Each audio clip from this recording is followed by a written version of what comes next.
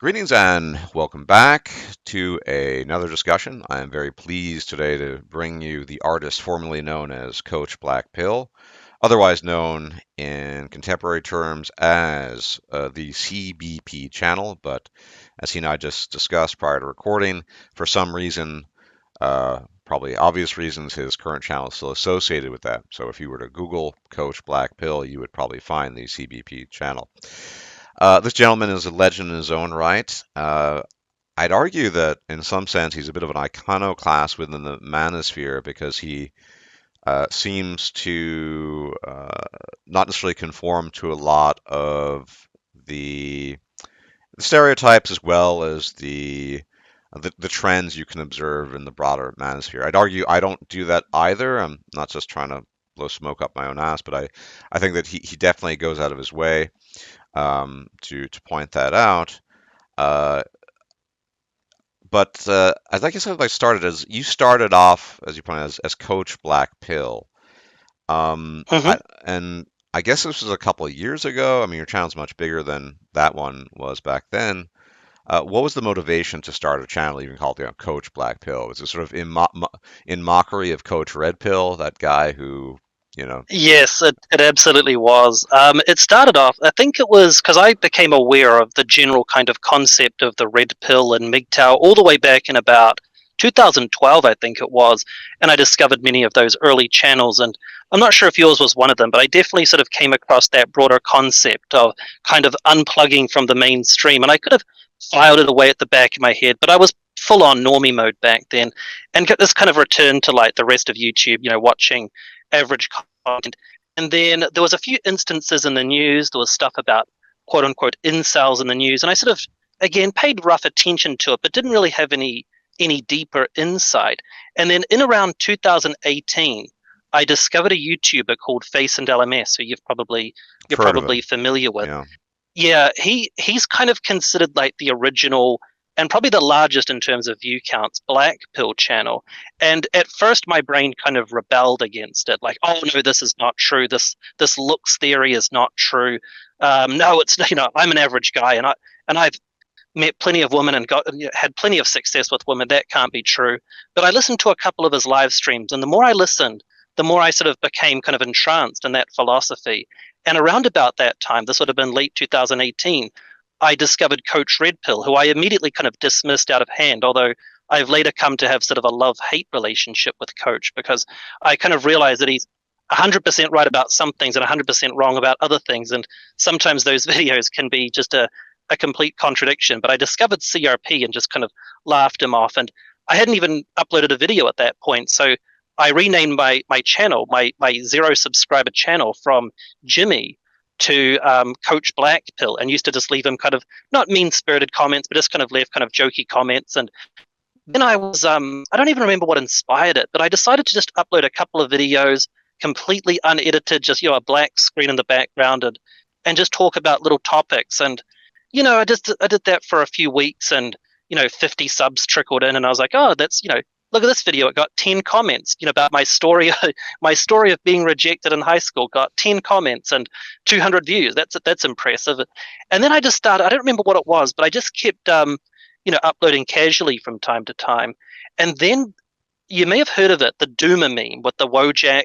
sure, That Doomer absolutely. meme came, Yeah. yeah, that Doomer meme sort of started to go viral, and I related to it so much at the beginning. It was palpable. I related to it because I had, I don't need to go into detail about it, but I had spent several years living in a big city in New Zealand, the largest city, and just I connected with it so much, and I talked about my experiences as a quote unquote doomer, and that video got about 100,000 views, and that sort of put me. This would have been about February 2019 at this point, and that put me on sort of the map of like that kind of scene. And I wasn't into like controversial topics or anything. And then I discovered some of these other kind of quote unquote red pill MGTOW channels, and I noticed them. They were talking about going MGTOW, but every single one of their videos had a beautiful woman in the thumbnail, and they uploaded every day. And I was like, hang on a second, these guys aren't. This isn't MGTOW. This is basically what I came to call reverse simp where all they do is basically talk about women, but rather than obsessing over how to get with them, they're obsessing over how you shouldn't get with them, which is no more MGTOW than your typical PUA. So I started kind of making fun of them, and that sort of became sort of a thing, and that's kind of how it all started, really.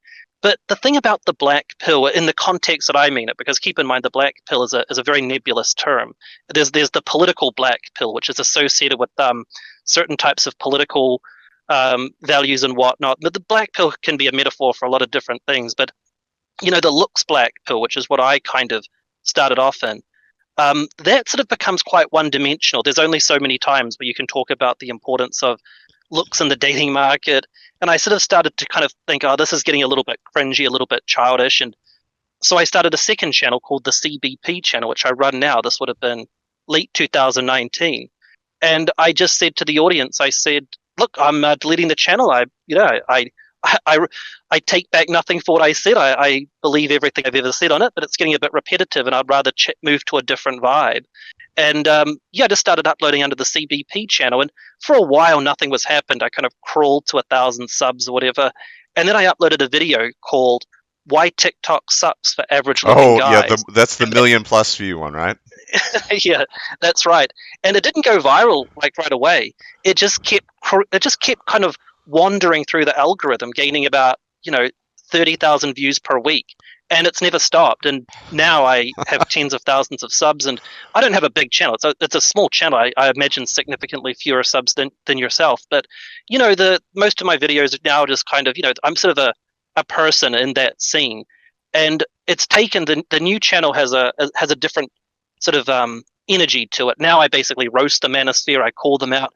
I do every type of video under the sun, talk about unrelated topics, some normie content and whatnot. So yeah, it's kind of I don't even know how to give it an elevator pitch because it's such a mishmash of intersecting topics. I can't even give you an elevator pitch for what it's about. So that's pretty much where I'm up to up until now. Hopefully that kind of gives you a good understanding. Yeah, yeah, it does. I mean, the TikTok video, obviously, I mean, I have no video that's ever made it past, I think, 230,000 views. So that one must have been really interesting, if only because if you're getting that much traffic, you're also going to be bringing in the so-called normies. It's not just going to be people who are, in the know about various things, red pills, black pills, whatever. I'm curious if the feedback on that particular video was largely positive, if only or something that you found relatable, just because that many people viewing it, they're not going to be sort of in the pillosphere, so to speak. Yeah, absolutely. There was a lot of normies, a lot of teenage girls commented. So just to give you an idea of Mm. like the scale of the viewers, but I seem to pick up mostly male subs from it. I think my audience is 83%. It's gone up a little bit now, the female viewership, because I appeared on a large female channel a couple of weeks ago. And that video got about 60K views. So I got a few more women, but it was mostly guys that subbed who essentially they weren't self-identified by any of these pills. But to be honest, I've never really studied it. And to this day, I look at that video, which has 57,000 likes and I think only 1K dislikes. So 57 to 1 like to dislike ratio is pretty crazy. The fact that it's got so many views doesn't come across as strange to me, but the fact that it's got 57,000 likes, and I look back and I listen to the video and it's cringy. It's got my goofy accent, and it was kind of an early video on the channel. It wasn't too well edited, and but everyone who comments relates to it. But it's kind of funny how you can produce something like that, and then a year later you look back and think, why that video? That was probably wasn't the worst video, but it certainly wasn't my best. And what was it about that video that people related to so much? So yeah, it's a little bit of an enigma. I don't know how to explain it, but the reception was overwhelmingly positive. I I don't think I've ever received a negative comment on that video. I literally, off the top of my head, it's got 10,000 comments, and I don't ever remember actually a single person who had a negative word to say. It was they obviously internalized it and related to it in some way. Yeah. To your earlier point about sort of the MGTOW or the manosphere, the people who are just basically posting videos about how you should, I guess, walk away from women, and they have some picture of some hot chick in the video. I'm not sure how familiar you are with the sort of the evolution of specifically MGTOW or that aspect of the manosphere over the years on YouTube, but it certainly didn't start out that way. Years ago, I'm kind of a fossil. I'm the sort of the last, if you will, representative of the earliest era of MGTOW from basically 2010, 11. And I can assure you that back then, that things were more nuanced. We were exploring lots of different things. I mean, myself, I've had an interest for years, even prior to that, and amateur interest, of course, in evolutionary psychology, things like that. It wasn't just, hey guys, women suck, avoid them, things like that. But what happened specifically, I think, and I mean, this isn't a perfect history. I'm not I'm not the internet historian or of anything, but is that in around about 2013, Sandman, who you probably heard of, he's I guess famous or infamous for his artificial voice that he puts on. He actually sounds like a normal human being if you speak to him in a normal context. He came along and he explicitly, very very explicitly, publicly stated what quote unquote MGTOW needs is a marketing campaign. What it needs is something that's going to sort of just push it out into the mainstream, whatever that even means in this context, because MGTOW will never be mainstream, but that's what it needs. And so he started with a sort of daily dose of red pills. I refer to it as the McDonaldification of MGTOW, but and people followed suit after that. And more, and yeah, it's absolutely true. If people credit Sandman for anything, that he drew a lot of people into the so-called red pill. And some people found it appealing. I've always, I'm open about my dislike of his content, but people just found it really appealing. And then other channels sprung up, and pretty soon, MGTOW became I mean, I'm going over some details, but the household name. People just knew what it was, but the associations it had were not necessarily with the original thoughts or content, and that's normal. It's not a movement, but schools of thought can change, and what people I mean, you see it in politics all the time. I mean, this is a random example, but the Democrats of the 1860s United States are not the Democrats of today. These things happen, but it's led to the phenomenon you've described, as well as the stuff that you tend to poke fun of. Very shallow, very repetitive, very sort of just kind of meh content. But for some reason, it remains popular. I kind of liken it to something from the bygone days where you have a sort of a radio station or a television show that you just sort of tune into as a matter of sort of rote habit, and people just like that. So I think it's one of the reasons why Sandman is appealing.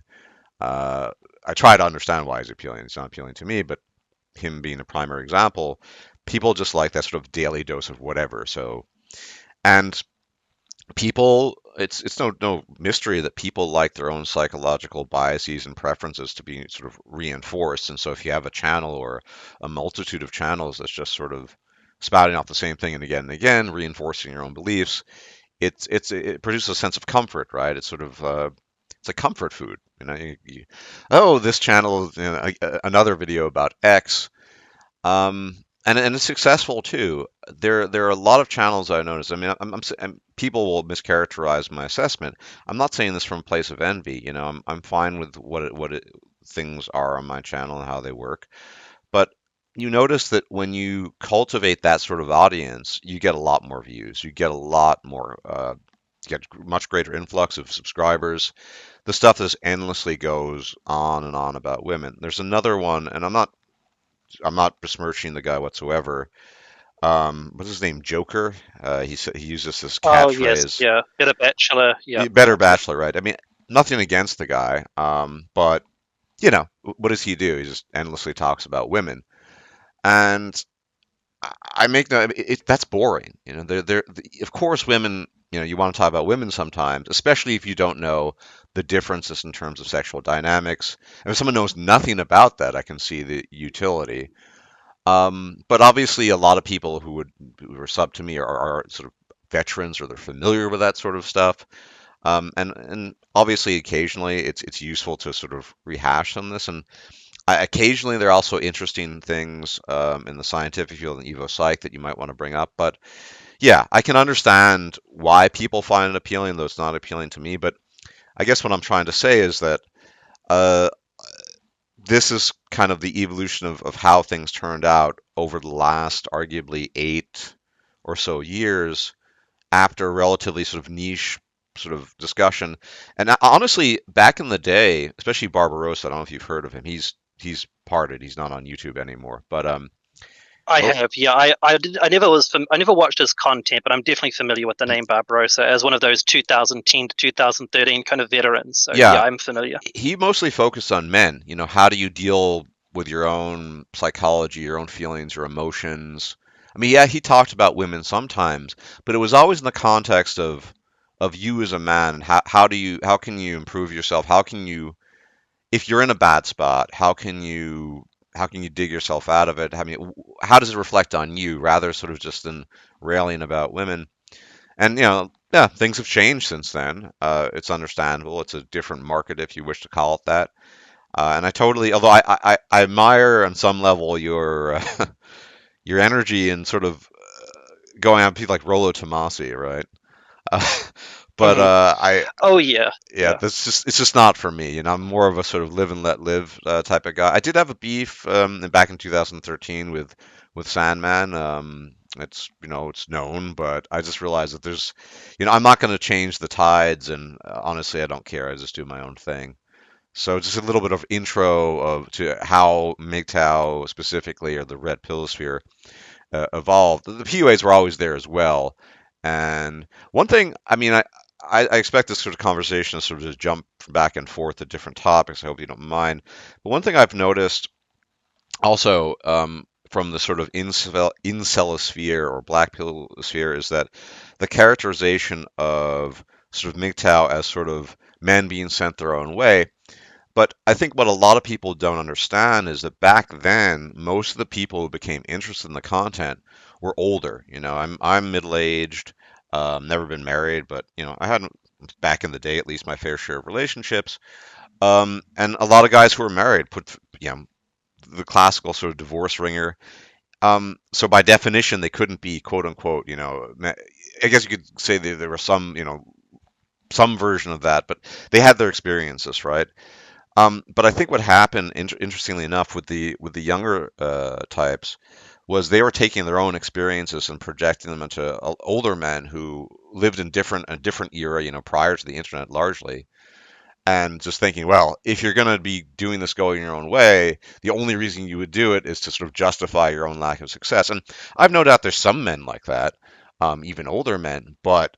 I mean, give me a break. If you have 3 kids and you've been divorced, I mean, it's not because you never had access to Punte or you couldn't get a girl. The reason why you might want to move away from women or just find the whole process and just engagement in general Yeah. it's just too much. Why if you've been divorced, right, why would you want to go through something like that? I mean, so it's really a different mentality, but I see that I've noticed that I try to I make an effort on my channel to understand I guess the doomers, the zoomers, because I know it's a different mentality, and I acknowledge that the difficulties they have. Look, I'm an average looking guy. If I'd grown up in doomer times, maybe I'd have zero success. It's entirely possible. I don't know. Probably. I mean, I don't know. But the point is it's more likely than it was growing up in the 80s and 90s. It was really different times. People don't understand.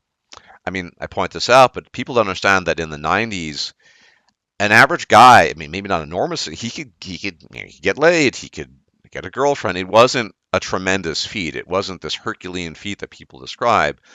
But obviously, with online media, social media, things have changed vastly.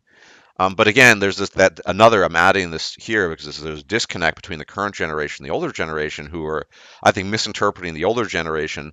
And to be honest, a lot of the older generation is not making an effort to understand the youngest generation. So I've been talking a lot. I'll stop for now. Oh no, that's okay. I pretty much agree with everything you said there. From pretty much you summarized it perfectly. You are right. There is a disconnect there because So much of life, as you probably know, is narratives and psychology. So much of what is happening in the world is narratives. Yeah, basically just that. And what it was is, like you said, back in the what we say back in the day, basically pre-dating apps, so pre-2012. Yeah, an average-looking guy he would meet a woman at some point, and most of the guys of the original MGTOWs, this might be a little bit of an assumption, but I've always picked them as being people that were quite conservative in their life framework for what they originally wanted. They kind of subscribed, many of them, to, and this is such a cliche, but sort of the American dream kind of guys. Like they weren't, players or whatever back in the day. They were just men who were raised to believe in the virtues of marriage and basically, having children and the power in that. And then usually they had a bad experience with a divorce. It's not that they all kind of blamed their wives or anything like that, but they had some sort of a messy divorce in conjunction with the absolutely legitimate, I would say, critiques of the current system we have, the kind of another word I hate to use, but the kind of quote unquote gynocentric divorce system that is alleged to unfairly favor women. And even then, there's an argument from a MGTOW perspective that neither gender should waste their time nowadays with marriage. And I absolutely subscribe to this. And you're right, they're not, by definition, how can they be men that couldn't get laid if they were literally married? Of course, that's, and I think a lot of younger guys that encounter the MGTOW philosophy, they just look at their photos and think, oh, they're not very good looking. They got sent their own way, but they're not coming at it from the perspective of, I'm not looking to go out and I'm talking about the original MGTOWs, sort of what you would describe as kind of the 2010 sort of perspective on it, which is usually men who are a little bit older, not quote unquote boomers, because everyone's a boomer nowadays. But if you're over the age of 30, you're considered a boomer. But guys that were part of that, so we say kind of Gen X sort of period, who grew up before the dating apps and everything. They were in relationships. Many of them had children. They went through a messy divorce, which may have been sort of just a dual. It might not have even been a messy divorce. They just basically found themselves in a situation where now they're kind of their red pill dads, and they see no reason to get married. And they're actually concerned that a lot of younger guys who are of the same vein that they were, just basically looking to start a family, they may not be quote unquote red pilled about some of the dangers of getting into marriage nowadays. What type of financial pitfalls could there be lurking for you? That it's not just a case of that every young person should automatically direct themselves towards marriage, and they wanted to speak out on the internet. And I think that was always, and I will say this to my dying breath, a worthy and noble mentality and perception. But I think what happened at the same time is once all of these dating apps popped up, 2015, 16, 17, as the popularity of the dating market grew, the number of young guys that were somewhat average looking, who couldn't get a date basically, they kind of came on the internet looking for, well, not even looking for anything, but they just kind of found themselves on the internet alongside people who have had similar experience to that. And meanwhile, there's a philosophy on the internet called MGTOW. And I think what may have happened is that these two things may have merged together, and this is where the woman bashing just got more and more and more kind of consistent, is you've got these young guys that did kind of get sent their own way, who have a chip on the shoulder against modern attractive women. Hence, that's pretty much being in every single MGTOW thumbnail. And that merged with this otherwise legitimate, completely different philosophy from a few years earlier. And there are some guys out there that would put MGTOW in the title to get those original kind of views, but then they would spew the mentality of the kind of millennial Zoomer kind of perspective of, oh, women suck. I'm average looking and none of them want to date me. They all have unrealistically high standards, which has some truth to it. But what they noticed is that their views shot up. And I've always kind of likened people like Sandman to be, it's almost like they work in a call center. They wake up every day. They have no passion. They have nothing. They have a daily financial incentive to have the same conversation over and over and over again. I pointed this out in one of my videos, and I don't mean this as a metaphor or figuratively. I take this as literal. Sandman has the world record, Guinness World Record. If Guinness contacted him, he would win it for the number of videos with the word women in the title. I challenge you, Alexander Grace, another one who's done a lot, but he has the record for it. Sorry, go ahead. Yeah, I agree. That's probably. I mean, look, and I should point out. I mean, I'm of the view, and I think I could justify that men and women are very different. We evolve differently. We have different approaches to things. One thing I've never really been a fan. I don't. I think when you observe certain behaviors that you find maybe antithetical to your own, or you just don't appreciate, it's easy to fall into a trap of, I mean, hatred or loathing. But yeah, I don't know. At the end of the day, my view is, humans are animals. We're animals, and I don't. Do other aspects of female behavior I don't particularly like. No, yeah, there's some of those, but at the end of the day, I'm an animal. Men are animals. Women are animals. They behave different ways. Uh, that's kind of my 2 cents on it. But yeah, I agree that Sandman probably does hold the world record for videos with the title "Women" in it, and yeah, it's kind of, to go back to my analogy, kind of like that radio station from back in the day you used to tune into, you just because that's what you did. It was sort of the comforting. Well, I don't know if he has a comforting voice, but the comforting voice you'd hear every morning when you're driving to work. It's just your daily dose of red pills, as he likes to put it. And yeah, I think you're probably right about what happened. It was just millennials having a quite a different experience, and then just, I guess, reinterpreting the data, which is perfectly normal. These things happen. I mean, schools of thought change over time. It's very normal. But yeah, I think the old school types have largely been forgotten, because it just doesn't apply. I fully admit that the dating scene, it's just different. It's even especially before the apps. I mean, in the 90s, it was, I wouldn't say it was easy, but there was some girl in your class at uni, and you just talked to her, and you hung out, and maybe hooked up, and it wasn't this procedure that seems to be, everything is done, not everything vis-a-vis dating apps. But then at the same time, and I'd love to throw this question at you. Maybe it's because I live in Europe, and maybe I do think actually there's a difference between at least the United States or the Anglosphere and continental Europe. But the idea is that I see lots of sort of normie types, average looking guys with decent enough looking women. I'll take a walk in the park and I just see this. And by the lights of sort of black pill logic, you would think this is just a physical impossibility in the current reality. And it leads me to believe that part of the problem is uh, over attachment to the internet, the online stuff, the online community.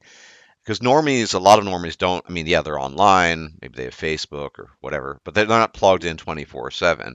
They don't have this constant feed.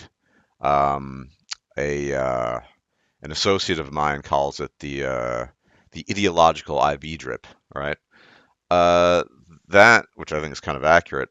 And I just look at them, and they're just sort of normal. They're out having picnics. They have girlfriends, and I mean, the girlfriends aren't knockouts, but they're pretty decent. It's nothing. When you look at that picture in reality, and then you plug back in online, there's a weird contrast, and I've been trying to A, reconcile that, and B, trying to understand, causally speaking, what the differences might be, because I'm sure you observe the same thing occasionally in your neck of the woods, right? Oh, yeah, definitely. And you are right. The same thing happened to the Black Pill that happened to the MiG towers. That the central narrative got co-opted. The original narrative of it was that well, there's always going to be, if we're talking about physical attractiveness, which we'll use that as a guide, that from about an 8 out of 10 downwards, every point below you are means that there's some sort of, it's that much harder. But that was always accepted as not having anything to do with the Black Pill. The original content creators were saying that if you're one of those guys who's like 5'3" and you have a recessed chin and you have all of these kind of things that are against you, that you went bald at 22, 23, that you really are for all intensive purposes in the bottom 5% of the looks market, that there's absolutely nothing that you can really do in the age of Tinder to even be like those normies that you see in the park with the average girlfriend, who's pretty enough sort of thing, just sort of your average typical girlfriend, that there's nothing you can do to even get to that level. And that was taking the black pill, which I do not consider myself a part of. I had pretty decent success, and to this very day could, even in the age of Tinder, even though my options have narrowed a little bit, I'm well into my 30s now, but even to this day I could probably go on Tinder and find a date within sort of a few hours of trying to match. So it's not applied to me personally, but that was the original kind of black pill, was that the bottom sort of 5-10%. And of course, the idea that with dating apps and social media, Instagram, that it is gradually sort of increasing. However, what happened is that a lot of the thing is, it's kind of like, to use a metaphor, there's a lot of guys who work on Wall Street, right? Like they work on Wall Street, and they are amazingly wealthy. They might have an annual income of 5 million a year, but their boss, the hedge fund manager, he's making 30 million a year, and they feel poor in comparison. And what it is there's a lot of average guys who, when I say average, I don't just mean in terms of looks. I mean in terms of everything. They're like me. They're what we call normies. They're just average looking guys, and they see these men who are maybe 3 points higher than them in looks, with Instagram accounts of 200,000 female followers, and attractive girls throwing themselves at them. And I think what it is that, by the standards of 30, 40 years ago, these men would never even be exposed to that type of hypergamy. They would never even be exposed to it. But a lot of these average sort of Zoomer type guys, these 22-year-olds, who, sure enough, they could probably, if they simp and bow and scrape, they could probably get themselves a nice girlfriend. But they see these guys that are better looking than them, who have unlimited options, who can have just a literal harem or whatever, and they develop that comparison mindset with them. And I think that's what drew a lot of guys to the black pill. Is it became no longer a case of, I can't find I've been doing everything I can and can't find a girlfriend.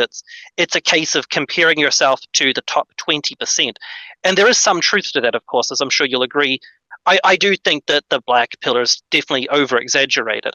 And keep in mind, to this very day, I no longer consider myself to be an out and out black pill guy. I think some of it's true. I think all of these pills, as dumb as they are, as ridiculous as these metaphors are, Right. as unacademic as they are, I think they all contain some truth if you sort of take them face value.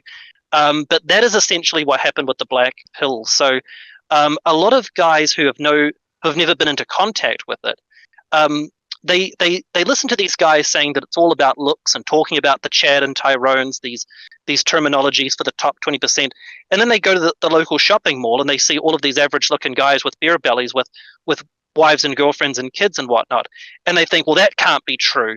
But once again, as we were talking about earlier, it comes down to the narrative and the worldview that you have, is that they're coming at it from the Wall Street banker who earns millions of dollars comparing themselves to their boss. They're coming at it from a different mindset than everybody else. So I think that's where the disconnect happens, if that makes sense. Yeah, I would actually put it succinctly as or overexposure.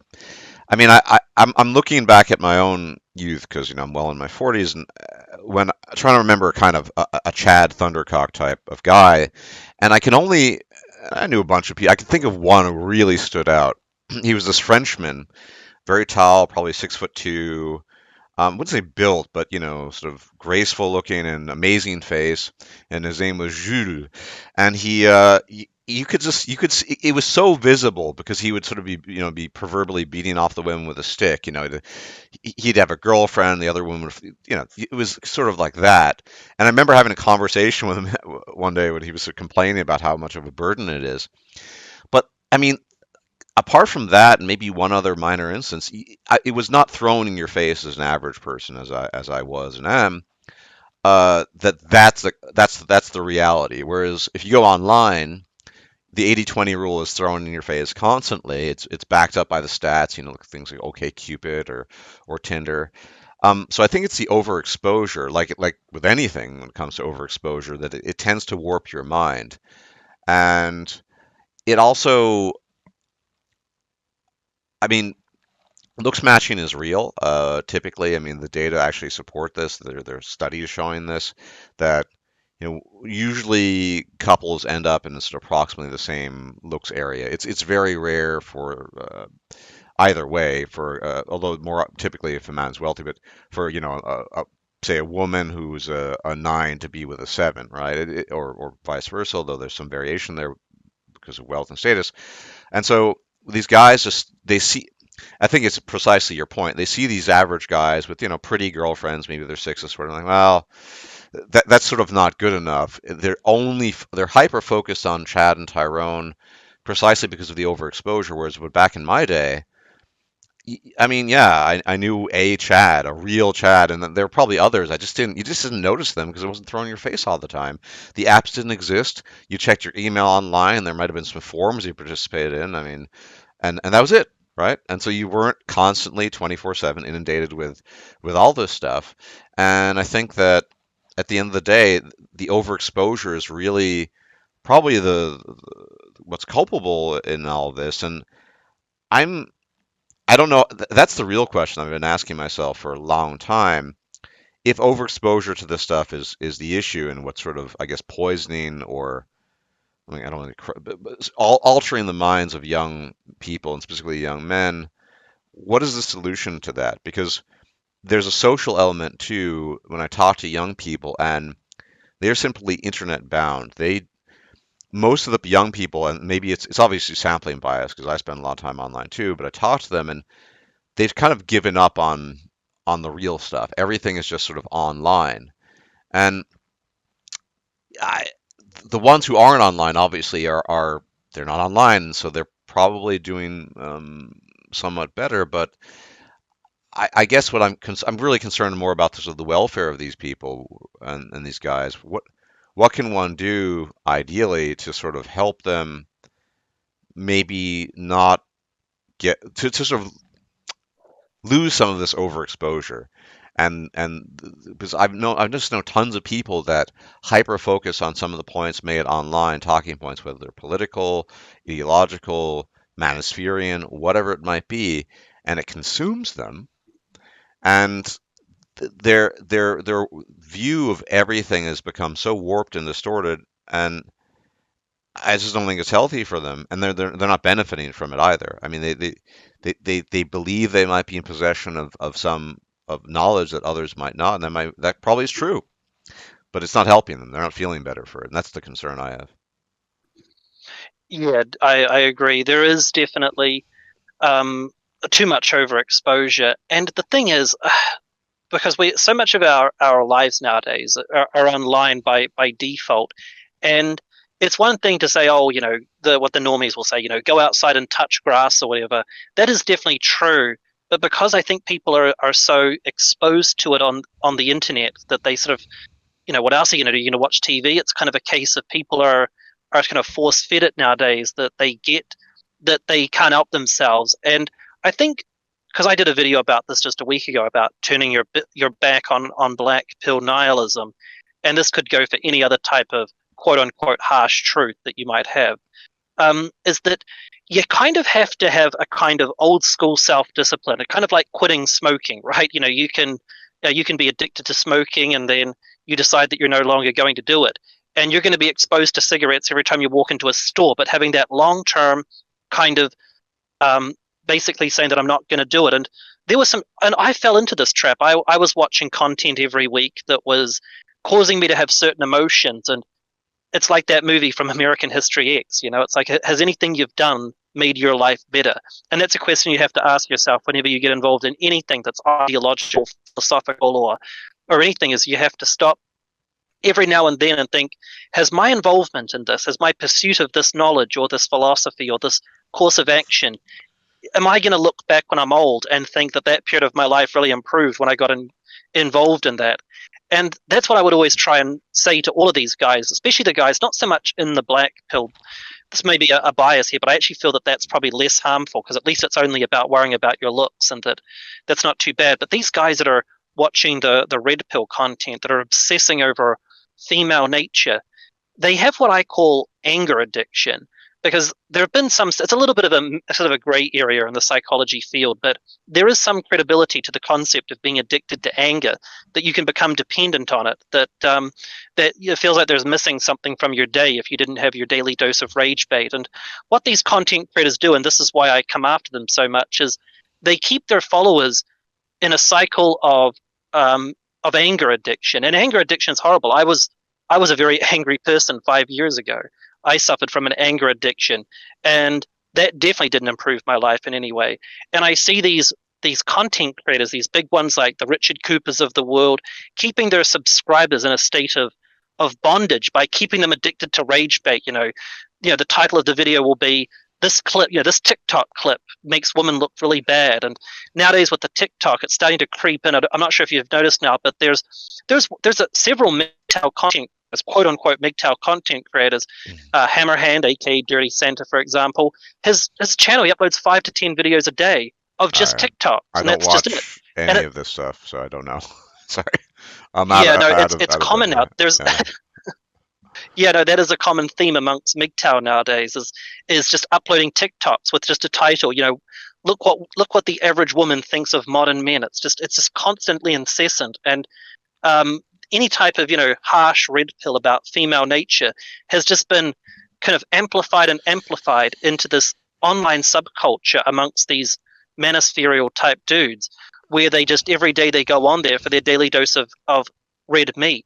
Hmm. And this is also a controversial point, but there's been some real studies done that shows that people who develop extremist political views, and I'm not saying that that is political, but people who develop extremist political views can actually permanently rewire their brains in a way that they will never ever be able to recover. They can never ever go outside and touch grass, bro. They can never ever just log off from the internet for a few months and go off into the woods for a few months, come back with a different perspective. Their brains have been permanently, and I don't have the information in front of me, but this was mainstream science. This wasn't bro Hmm. science. This was mainstream science. And I feel that some of them are too far gone. So I you know it's hard to assess, because some of them can be kind of taken off of that market of anger addiction. Some of them can be saved, but I have kind of a pessimistic view for a lot of them. I think that you know the last breath they will take will be them Well, complaining about society. Yeah. a couple of points here. So traditionally, some of this was referred to as sort of red pill rage, way back in the day, 10 years ago. The sort of phases of grief, because I mean, I know you're probably a goodly 10, no, probably 15 years younger than I am, but when I grew up, um, it was, I mean, this was actually a thing. Girls are not are sugar and spice and all things nice. There was a view that was cultivated that you just learned that women not only were fundamentally different, but not in the sort of, we evolve differently, but more along the lines of they're just nicer than guys are. But men can be mean and women can be mean too, and people are just people at the end of the day. But so you go if you're indoctrinated into that when you're, my Gen X, right? And then you find out, well, maybe it's not, maybe this isn't all true. Maybe they're not always nice. You learn about this stuff, and there's definitely this phase that people characterize as sort of red pill rage, a sense of kind of betrayal because you'd been fed a kind of basically a doctrine for a dogma for years. But then there's a sort of recovery period.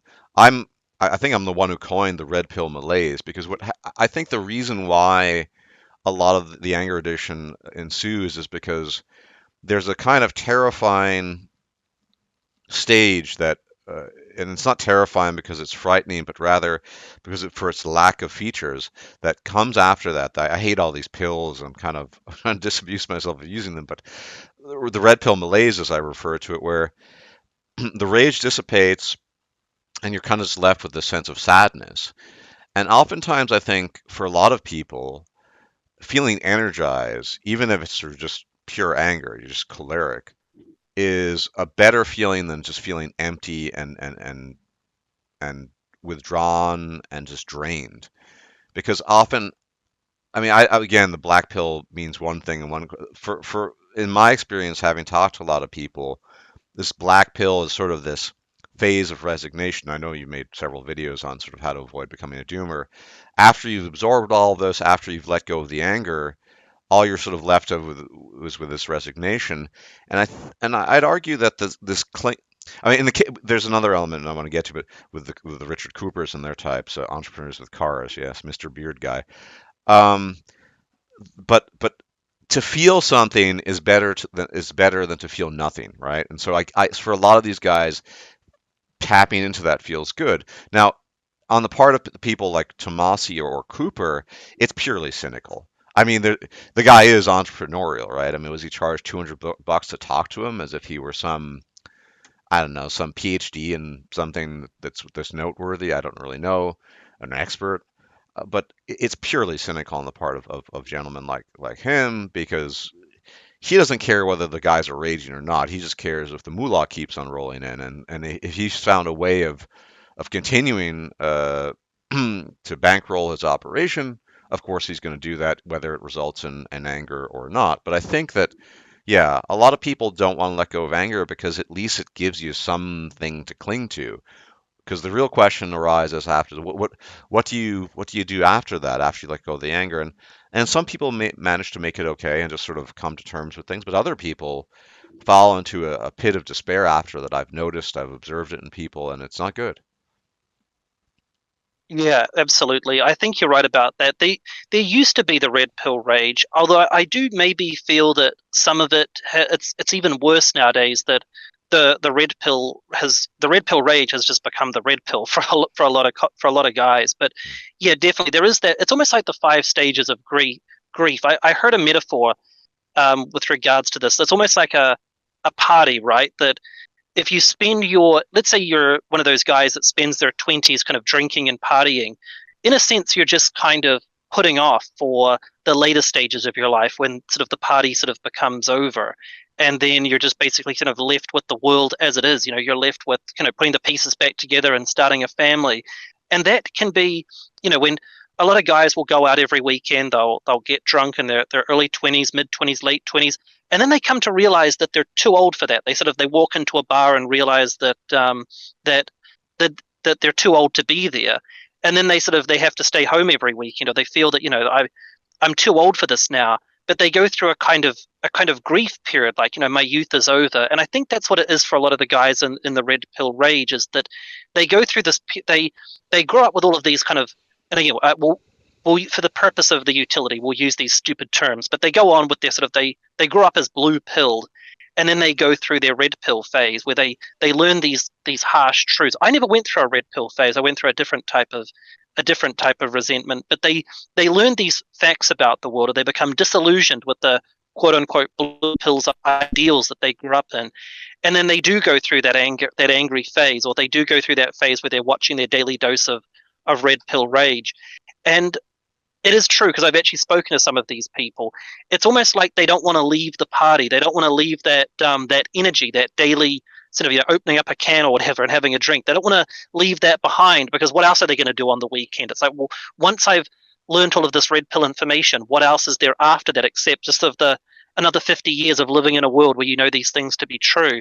But because a lot of these content creators, the Rollos, the Richards of the world, it's always they always, like, even the most basic concepts are treated as like brand new. And I think what these guys like to do is they maybe like to keep themselves in a state of discovery. They like to sort of pretend that they're just discovering it, even if they learnt these harsh facts about the world we live in several years earlier. They don't want to just leave that behind, because that would be like leaving a part of their life behind. They don't want to move on and just kind of live in whatever type of resignation they can with the world as it is. I think I've articulated this in a horrible way. I feel like the last 5 minutes may have made no sense. But what I'm trying to say is that I think a lot of them, as you said, they don't want to leave that stage, that anger stage, because they've got nothing to go on to. And that's a real shame, especially when the information that they've learned isn't even the truth. That's a whole nother topic, a whole nother conversation. But a lot of the quote unquote red pills that these guys are learning aren't even the truth. So they went through an anger phase at a bunch of misapplied social science that isn't even true. And then they feel that they have to spend the rest of their lives with these facts hanging over their head, and it's not even the truth. It might not even be as bad as they think it is. Um, can And I I don't have a, yeah, Yeah, go for it. Can I ask you to elaborate on that? Because I don't, there are very few channels in the Manosphere that I actually regular with any. I mean, I don't know if you want to consider yourself part of the Manosphere. I watch some of your stuff sometimes, and so I'm not really. I haven't kept up with the stuff. Half these names you mentioned, I have no idea. Obviously, Richard Cooper is a bit of a legend, not necessarily for good reasons. The 21 convention or what have you, where you chuck away a couple of K to I don't know, learn something. Um, and these other characters. But when you say they're not, I don't know what's sort of being taught, if you want to use that term, or I don't know what are they learning in sort of contemporary quote unquote MGTOW circles that you would say is incorrect. 'Cause I just don't know what's being said at all because I don't pay attention. So. Yeah, well, one of the things I've noticed that a lot of it intersects with politics. I'm not sure if you've noticed that, but there's undeniably been a political, because what's happened, that's almost another topic entirely. There's so many confluent things here. But the political scene, particularly in America, has become more and more divided. There's actual graphs of this. The culture wars, the left versus the right, what Mhm. happened, which kind of culminated in January. There's a political divide, and I noticed that kind of entered in to the manosphere. The manosphere has always had sort of a pro kind of. The red pill has always been associated more with the right wing side of the political divide. Not entirely, just learning not to get married or staying away from the risks of divorce is not really a political philosophy, nor is the fact that women only care about looks. But as time's gone on, it's increasingly intersected with politics. Now I see these guys, with red pill in the name, where they're all sitting there with their pseudo MAGA hats on. They've got these Trump inspired MAGA hats. And what happens is that their red pills intersect with politics, and they get wound up to believe that we live in this world where when they walk outside as a man, it's only one SJW law away from the fact that you're going to get arrested if you become a man. And I have a feeling that there's people listening to this right now who probably feel that way because it's everywhere. This kind of feeling that masculinity has become so demonized that um, very soon that you're going to face consequences. Even being a full-on monk, you're still going to face kind of the woke the woke mob that supposedly runs all of our government coming after you. And this is what I see a lot nowadays in the whole manosphere is the way it's intersected with the political divide shifting. And I speak to a lot of these red pill guys. I'll make fun of Richard. I'll poke fun at Richard Cooper, and he's like, "Oh yeah, you can make fun of Richard all you like, but the very fact is, in a few months' time, it's going to be illegal to be a man by the year 2022." And and they just start ranting about stuff that you didn't even say, like points that you never even made. A lot of these guys, and they live in a kind of almost apocalyptic world where they really are under constant attack by this a society that they feel has left them behind. A lot of these guys feel like they've been left behind by society. And that's the sad part is it's not that they're becoming rageful at the truth. They're becoming rageful at the kind of the paranoid narrative that they've been consuming over several years. And it's honestly you could go on I could go on for hours about this because it can be different intersecting topics. Like I said, it intersects with the changing political divide. But there's definitely a a sense of victimization by a society that has left men behind. And the sad part is there's actually some truth to that. There is some truth to that, but which is the quote unquote red pill. But it gets amplified and amplified by all of these grifters who want to keep their viewers in a state of rage bait. And that's the way I look at it. But again, I'm not sure if I've articulated that properly because there's so many parts to this. But I see a lot of guys becoming angry, not at the harsh truths of the world, not their red pill rage isn't being rageful at the disillusion of the blue pill. It becomes a kind of ideology in and of itself that is separate. It's kind of like a lot of these guys in that scene who are subscribed to some of these hate monger channels. They are not angry at the truth. They're getting angry at a misinterpretation of the truth, at an amplification of a misapplied narrative. And that's the way I look at it. Again, I'm not sure if I've explained that clearly, but that's the way I look at it. Yeah, I think I get it. I think you'd have to be living under a rock to deny that there have been some large-scale political changes afoot and the culture, at least online culture, and perhaps reality. I mean, a lot of this is always sort of centered in the United States, right? It's just sort of things happen in the United States. The United States farts, and the rest of the world always smells it. Um, from my perspective, having lived most of my life in Europe, it always just seems that things don't seem quite as bad as they're being described, there, and it could be. I don't know. I have not stepped foot in the United States for a long, long time, but um, I think that yeah, things definitely have changed quite a bit. But to your point, yeah, I think that in a world where individualism, I think, is constantly being undercut, which is to say, there are a lot of it seems to be a trend towards simply identifying with something, anything. So in this case, maybe with a political ideology, maybe with an anger-based political ideology, people. It sounds so cheesy, but I don't think people are making an effort to find themselves anymore. It's an old school expression, but it doesn't seem to be the case. It seems that they're looking to identify with something. And I can totally understand why. If you can identify with something, it's easy and it feels comforting. I recently made a video but I talk about this difference between something like that and something which I refer as auto-generate. It comes from within. So something that you're naturally inclined to versus some kind of ideology you're latching onto. And I think that it's a shortcut. And I'm not saying it's easy. I still haven't found myself. Maybe I'll probably die without having found myself. But attaching yourself to an ideology or to a group that identifies with it, it's a shortcut to feeling a sense of belonging. It's a kind of faux sense of comfort. And oftentimes you burn out on it. I've noticed a lot of these people that get hooked on some sort of ideological talking point or worldview, uh, a lot of them burn out, and then they're not left with very much else after that.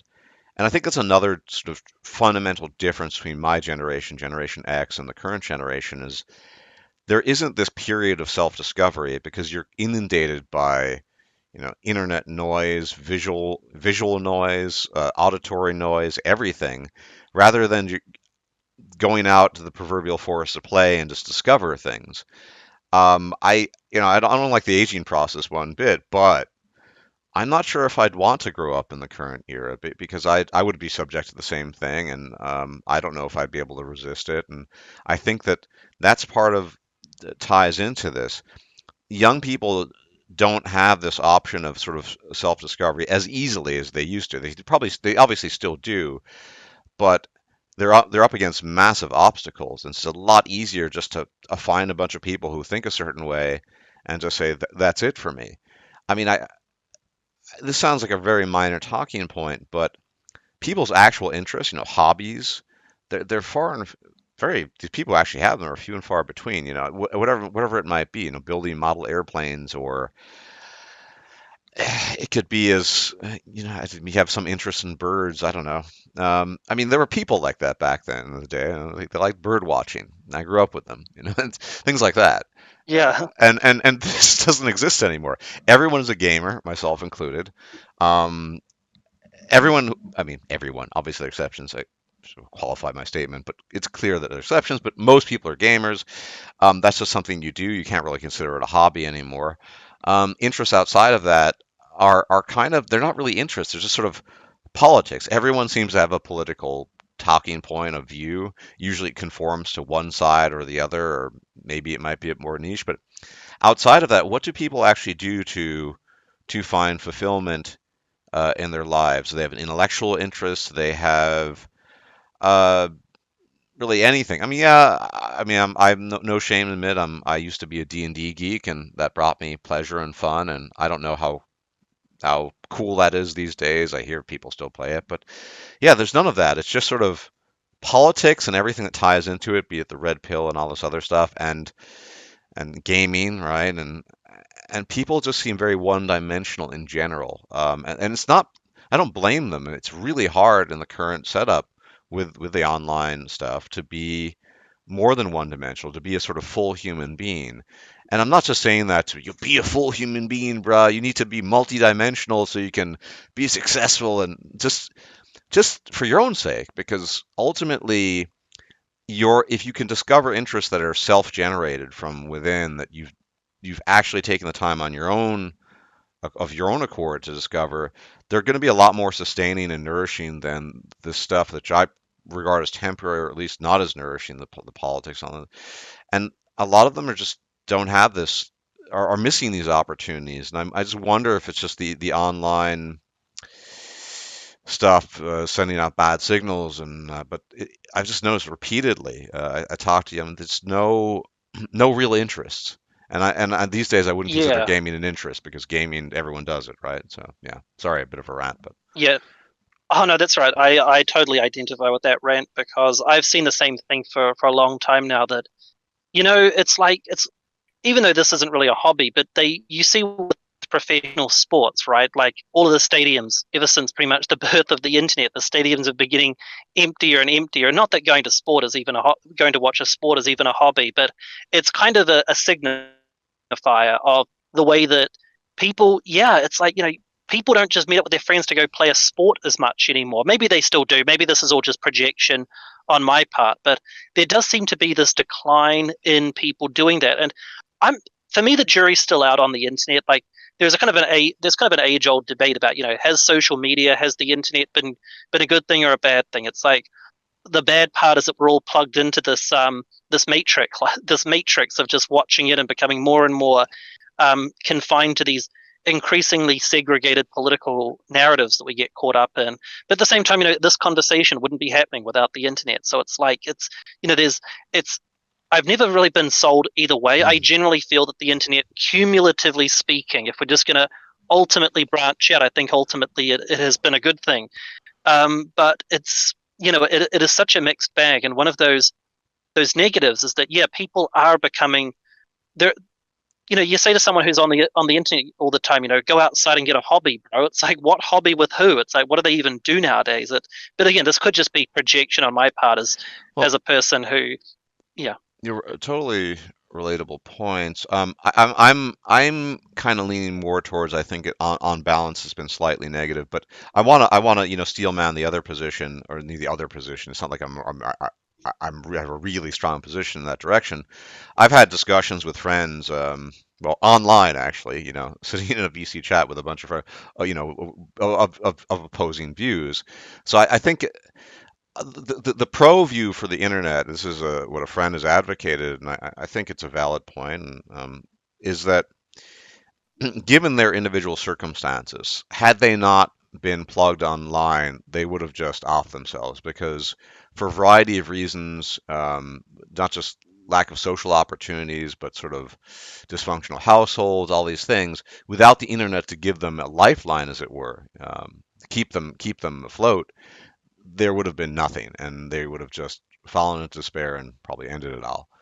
Um, and I can definitely see that argument. And for people who are introverted, it is a fantastic way of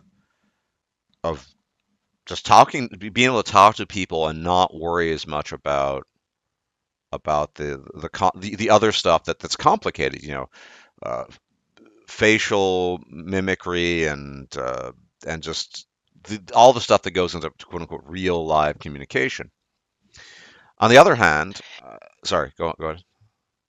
Oh no, I was going to say I was thinking about that. Like, for example, you often hear from black pillars and everything about how dating apps are horrible and everything. But because obviously an introverted guy like most people on the internet. I'm consider myself to be an introvert, a true introvert, not just like someone who claims to be introverted but they're not. I've always been a genuine introvert, and I was not a loner in high school, but I was definitely one or two friends moving away from school for being a total loner.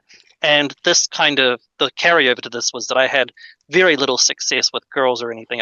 They were a different species to me in high school, the pretty girls at least anyway. and there was just no way, no amount of pickup material could ever, encourage me to go up to a girl when I was 17 and just start talking to her and throwing quote unquote game at her. And this continued on until I was 18. And, I lucked out a couple of times about early university, but all in all, I was kind of I was for all intensive purposes an incelibate guy when I was in my late, very late teens, turning 20. And then that was kind of the peak of like MySpace and Bebo and all of those kind of those social networking sites. And what I did is I logged onto one of those early dating apps, those pre-swipe dating apps, and started sending outbound messages to, girls that I found attractive. And it was an all new ball game for me. And I met several of my first girlfriends on the internet. And I think to myself, ironically, it did actually serve me in the beginning, but then it's almost kind of like, the technology updated and it became more and more kind of hypergamous, and it kind of left me behind as I got older. But that's kind of where I'm coming at it from. It's like it's a combination of positives and negatives, and it depends who you are. It depends what your goals are. People who make six figures off of their careers online would probably say it's been, a net win for them, but other people, it hasn't been. So, people like to reminisce. They like to look back. This is getting way off track to what we were initially talking about, but people look back at old video VCR tapes from the 1980s and say, "Wow, look at them! They weren't plugged into their phones. They weren't. They weren't just. People actually talk to each other, and they fetishize it and idealize it like people do with the 50s. But and the narrative becomes that things were better off. But those very same people are probably plugged in all day to a podcast listening to it. So it's kind of, I don't know where I stand on that debate about online. I think it's almost too esoteric to say if it's a net positive or a net negative, but I think it's, given the context, a combination of the two. That would be sort of my answer to that. Yeah, I'd say so too. That I'd veer slightly more in the negative, but I do wonder when I encounter a 13-year-old who is woken up by what is the robot called? Alexa, this yeah, woken up by Oh, some I don't even know. Yeah. yeah, some robot with a female synthesized voice, and he's just plugged in every waking hour. This was pre pestilence in any event, and apart from when he's sitting in class in school, and then it's just back to, and you ask him, so, what do you do with your friends? And it's just sort of, yeah, I play video games with them, and okay. I don't know. I think we're maybe over the next couple of decades, one can observe and come to a better conclusion because these people become adults, and then we'll see how they turn out. But it does definitely seems a mixed bag, and it's hit or miss. One thing that it's undeniable is we're stuck with it, and you're right. Some people have been catapulted to great fame simply because they exist.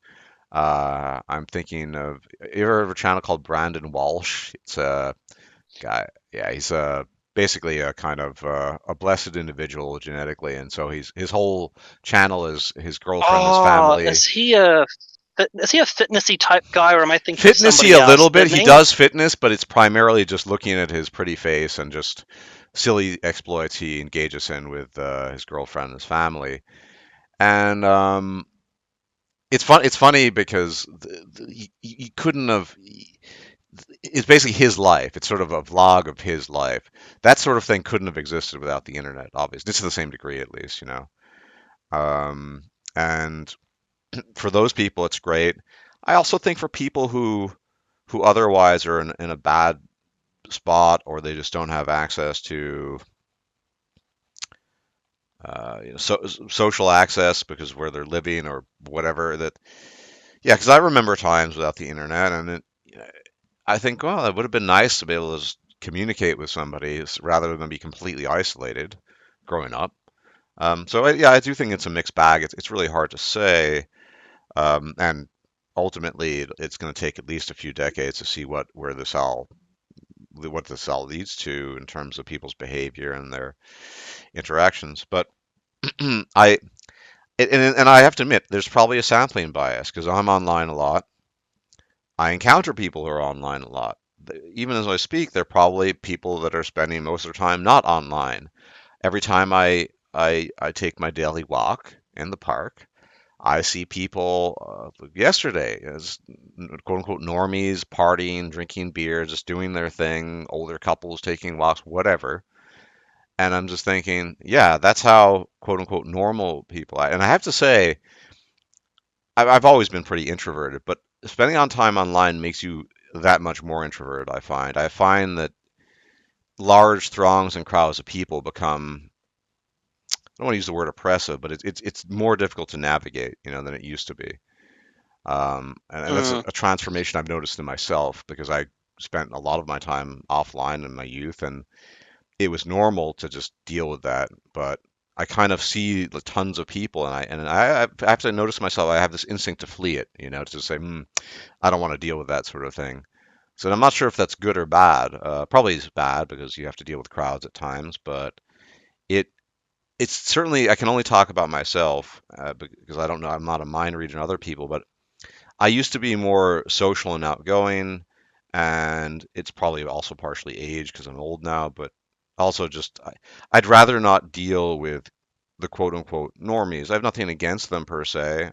In fact, it's a separate topic when you get to, but good for them that they're enjoying their lives. But I was just looking at these just throngs of people and said I would never want to be part of that. And then I remember a time in my teens and early 20s where not only would I want to be a part of it, I was occasionally, and it felt like the right thing to do, if that makes sense. And now I just kind of, no, no, no, I don't want to deal with that sort of thing. And I think it's the internet largely that's influenced me at least. So, Yeah, no, totally. I've been feeling the same way actually. Like, for example, when I was a teenager, right before the internet, before the modern version of the internet, the early 2000s, so before the kind of plugged in 24/7, before smartphones, I was, me and my two sisters, right, my older sisters, we would sit down every night and we would watch our favorite reality shows. We used to love Survivor. Survivor was huge back in the early 2000s, and we would watch Fear Factor.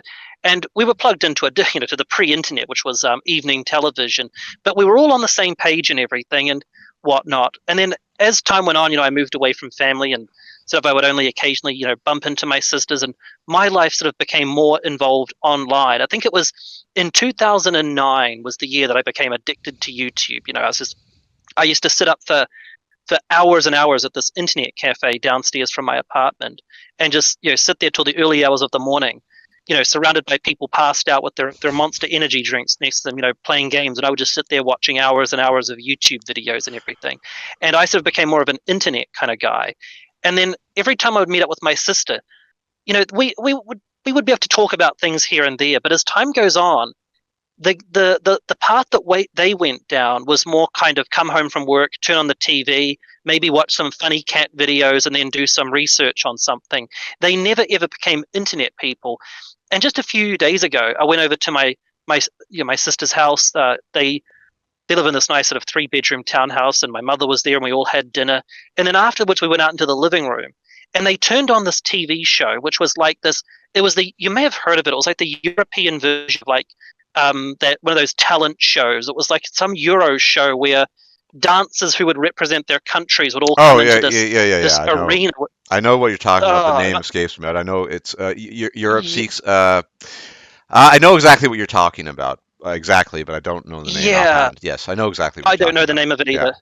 Yeah, exactly. I don't know the name of it either. I don't want to remember it. But the point was, right, my sisters were like, they're just totally wrapped up in it. And I'm just staring at these normies, these different beings in the crowd, these 30-year-old men with, kind of fluorescent hair that have, dyed their hair, and they're dressed up for the show, and they're all obsessed with these random strangers, these multimillionaires on stage dancing. And I'm just looking at these people and thinking, I don't feel like I can connect at all to this, and my sisters are wrapped up in it. And the divide between me and my family, the way that my family were all plugged into this TV show where all of these normies, go up on one of those cringy talent shows, versus myself, who was thinking, I can't wait to go back online when I get home and listen to the rest of that Mass Shooters Manifesto. God, that was interesting. The disconnect between, me with my arguably kind of worse philosophy of, what listening to podcasts and going down these documentaries. Today I watched a documentary on a concentration camp, and some guys escaped from it. and I did that for 2 hours because it's Sunday night here. I watched a documentary on some people who escaped from a concentration camp. So different to the normies out there who are in the parks with their families and their dogs, and that disconnect side, that disconnect becomes more and more kind of palpable as time goes on. And yeah, it's I don't like to blame anyone, even though it is very tempting to get frustrated with the normies and think, oh, these people are all just plugged into a matrix. But at the end of the day, some of those people do look a lot happier than myself. Sometimes I introspect and think, well, Uh, they seem to be cumulatively happy than I am, and it's almost like I fell yeah, victim to the internet. So as much as I like to make fun of them, I ultimately have to think, well, on a happiness scale, maybe they probably mog me, as we say. So if I it's hard to draw may, the line, but there's, yeah, yeah, on this point, I'm probably the only. I mean, I guess I'm nominally still part of the manosphere. The only content creator who really has over the years evolved his view of this, and I think that I've said. I mean, for the audience who pay actually listen to me, because a lot of them don't. You'll know this, but I had a personal evolution of thought with respect to this specifically with all these pills. I mean, the pills are kind of cheesy, I admit, but I always just thought initially it's just good to red pill people. It's good just to make them aware. It is a fundamentally good thing. Knowledge is power, blah blah blah. But I've evolved over the years and realized that it's really going to come down to the individual and that person's individual psychology. Some people are just better off not knowing this stuff, and they're happier. And these pills interact with the wrong type of personality, the results can be devastating. Whether it's anger, I think more often than not, it's despair. And then when you're in that pit of despair, it's very difficult to crawl out. And so years ago, maybe even 6 or 7 years ago, I still would have said, no, if you meet somebody who has questions, you should, if you know, don't be burdensome, don't go over the top. But if he has questions, answer them honestly, and just red pill the guy or whatever. I mean, that's cheesy, but whatever. I wouldn't do that anymore. I don't. I think that this stuff is dangerous. It's like an explosive cocktail. Not everyone is fit to process it, and I think that it's also irrevocable, which is to say, most of this stuff, once you learn all the pill stuff, you're not. I mean, again, so many of these really cheesy analogies. I know you're not a fan, but sort of the cipher thing in the Matrix, right? Like, there's no cipher option once you learn all this stuff, and so for a lot of people, I think it's honestly better just to if to quote unquote stay a normie or stay blue pilled, however you want to term it. It's better for them because they'll be more content. Yes, they'll run into obstacles and at times be confused and lost, and they won't have answers that the pills might have provided them to varying degrees. But I think that one net effect these pills typically have in some individuals is they're engines of despair and destruction, and so people just end up, yeah, they're knowledgeable maybe, but they're miserable. They're they're a bunch of miserable. Well, I'm not going to swear, but people. So and I'm very careful and selective. These days, if somebody really asks me, "What do you really think about X?" Maybe you don't want to know that. And I think that there's a lot of merit to just living a quote unquote normal life. Now, for some people, it is a benefit if they can properly navigate it all. But you never know how you're going to interact with all this knowledge, this information, these pills. And honestly, I'd rather, in many cases, have some normies sort of vehemently disagree and sort of blithely just ignore something like looks. That looks matter. And I'd rather, as if he's happy believing that, it's your personality and your character that matters most, and he seems to sort of be nominally content and happy believing that, I'm not going to be the one to disabuse him of it. Why should I? I think life is short. It's often brutish, and you know, I'm not no longer of the view that simply truth and knowledge are the most important things. Yes, they're important. Um, and if you have a particular personality type like mine, I just want to get at the truth and acquire knowledge. It hasn't always been to my benefit though, and I think that yeah, I'd rather have that normie guy, call him Bob. Bob, okay, yeah, work on your character and be a nice guy and be happy. I'd rather have him be Bob the happy guy than Bob the miserable black pilled red pilled wretch. Put it that way. Yeah.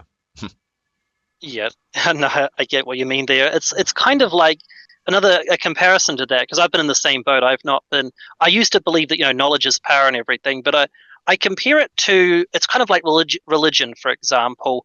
A lot of people go through life absolutely vehemently believing that when they die, it's like the next stage to a better existence, right? And Mhm. that brings their current life, their current existence. It brings them more happiness to believe that their parents, their family that are deceased are that are still living on and everything. And it's kind of that age old question that let's say, for example, and I don't know what your religious views are, but just for Totally example, irreligious atheist. Totally irreligious. I'm the yeah, same as you yeah, probably. Yeah. okay, yeah, I'm exactly the same. I'm pretty much exactly atheist or agnostic, whatever you want to call it, basically non-believing. And a lot of these religious people, and I used to be when I first kind of saw these, because back in about 2013, 2014, there was this wave of these atheist channels, and they would brutally dismantle religious arguments Yeah. and everything, and they and I even though I agreed with everything they said, the one thing that I didn't like was this notion that if you meet someone who is Christian, that you have to unplug them, for example. When you step back and look at it and think, at the end of the day, if they believe that they are going to go on to a better place when they die, and this is actively making their lives better in some way, is it really the moral thing to do to convince them otherwise? And some people would say yes. Well, that's still better to know the truth, but because they would say that the fact that they might believe in an afterlife may cause them to make bad decisions when they're alive or whatever. And I'm not necessarily convinced of that. I think as time's gone on, and I would translate this to these stupid pill metaphors that we've both agreed that, well, for the purpose of this conversation, so people know what we're talking about, yeah, red pill, black pill, whatever. It's the same thing. Should you wake somebody up who is blue pilled? Not necessarily. If you meet a guy who is happily married and he loves his wife and he loves his kids and everything, he doesn't need to know about facial ratios, or he doesn't need to know about marriage statistics and everything. He can cross that bridge if he ever comes to it. But for now, I think it's just best to leave him as he is now. And especially because, like I said, there's so much false knowledge out there that you could tell him something that is true about the world, and then it could lead him to an internet subculture where he gets fed the wrong information. So yeah, I'm sort of the belief I'm 80% of the belief that knowledge is not always power for all people. It's like, for example, right now on your eyelashes, there's a little mite that all people have, bar a tiny few. There are little mites that live on your eyelashes, and these things are alive. They're like actual critters. They're kind of like lice, and they exist on your eyelashes, and they live there 24/7. They're actually more common in women because they actually consume makeup. They Mhm. actually eat makeup, but they exist on men too. I think it's like 90% of the population. The fact that these, I forget what they're called. I think it's called, they're like demi something. I forget what they're called, but these things, these uncomfortable facts. Not everyone needs to know that. Some people would rather just go through life not knowing that. Some people would like to go through life not knowing it. Like, do I need to know what the smell of a dead body is like? I've never smelt it, and I probably don't need to know that. That knowledge Yeah. is not power. So I know that's kind of an odd sort of list of metaphors there, but ultimately I'm sort of in agreement. I've Yeah. evolved on this too. I used to be kind of the atheistic, oh, let's red pill every single normie, but no, it's that's not always a good thing. Knowledge is not always power, and it almost kind of becomes a pseudo religious argument about the tree of Well, knowledge. Sometimes, yeah. So go ahead. I've seen firsthand, say, with respect to religion. I had a friend who ultimately, yeah, committed himself to nothingness, so to speak. Uh, I mean, it's complicated, but his family had been fundamentalist Christians, and through some process in his late teens, he had managed to wriggle away from that, and but it let I, I suspect that it would have been better if he had stayed a believer. For all the problems it caused, because it just after that it was just a downward spiral into depression and fear of death and all these other things, and it would have just been better. And then they're just there are a lot of sort of comforting delusions people have that are just useful. I was doing it with my father. he always had this expression that annoyed me because I recognized how early on that it was absolutely false. His expression was, and I think it's borrowed from Thomas Edison. I might be wrong, but it's 99% perspiration, 1% inspiration, which is to say that hard work is the vast majority of things. And when you're tuned in reality, you know that talent is much more important than hard work. Because if you have enough talent, you can work whatever. But he believes that to this day that there's not really a such thing as talent, and if there is, it's minimally important, whatever that might be. You know, it's much what the work you put in. Okay, and it served him well. You know, it's served him well. It's kept him stable, believing that. And I don't want to, especially, I wouldn't want to sort of disabuse him of that or didn't want to. And so it's just kind of whatever. I'm much more living, but I'm much more live and let live now than I used to be. But I think a lot of that is the sort of the cooling of the fires of youth. I think when you're youthful, it's much easier to be a zealot in general, right? I mean, some people, there are always exceptions. They manage to be a zealot throughout their lives about any topic or any take your pick, anything. But when you get older, you typically tend to mellow out a little bit. I've noticed with a lot of people, and so the zealotry, for the most part, tends to cool down. Um, yeah, so I think that knowledge is power, but it's also dangerous, and one should be very selective about this stuff. Of course, if I'm really pressed, I don't really ever talk about religion, but if somebody really, I've talked to religious Catholics before, and they're really digging, what do I think? I'll tell them a whole bunch of things they're not going to like, but other than that, I just sort of just live and let live is I think a better, because I think also this goes back to the original sort of inspiration for me at least with getting on YouTube is a lot of it was sort of harm mitigation. How do you reduce suffering in people? Well, originally I thought if you reduce suffering by empowering them with this knowledge, but now I realize that a lot of this knowledge leads to even more suffering.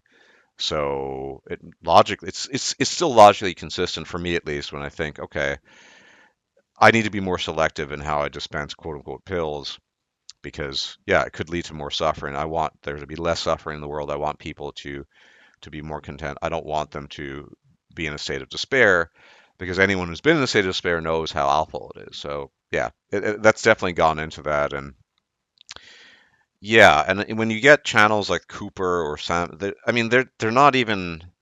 I mean, let's be honest. They're purely entrepreneurial. They're not. I mean, I make money off the channel, but it's not. It's not. I'm not looking at purely from this like, how do I max out my subs to get as much.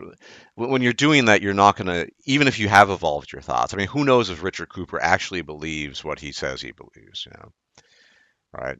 It's Yeah, no, impossible to I know. have no idea if he No. believes it either. Yeah, maybe he once did. Once upon a time, he started off believing it, but I think he fell into it, if anything, because I've actually I don't even want to waste our time on Cooper, but yeah, I think he, if anything, just stumbled on it and saw dollar signs when But someone did a video. A guy, sorry, go ahead. Yep. the other real risk I've noticed, which is in general being a YouTube personality, is the risk of ego. And on occasion I have fall into this pitfall. It happens, but look, what YouTube and specifically what the internet broadly has done, specifically YouTube, is it elevates uh, normal folk, average Joes like myself or you or Richard Cooper, to at times to being perceived as being better or greater or more prominent than we actually are. And when at the end of the day, we're just normal guys. And many people have a tendency to run away with it because they think that maybe they have a large audience or people are paying attention, that has somehow fundamentally changed their nature beyond what they were in former times when they weren't, online personalities. And I counter this because I'll meet people online. Oh, you're the thinking name, and I just want. I'm probably just like you, not just like you. Obviously, I'm an individual, but I'm not that different from you. And I happen to make videos, okay, but that's the other thing I think that my beef with a lot of these content creators is they've allowed it really get to their heads, and their egos have grown in proportion.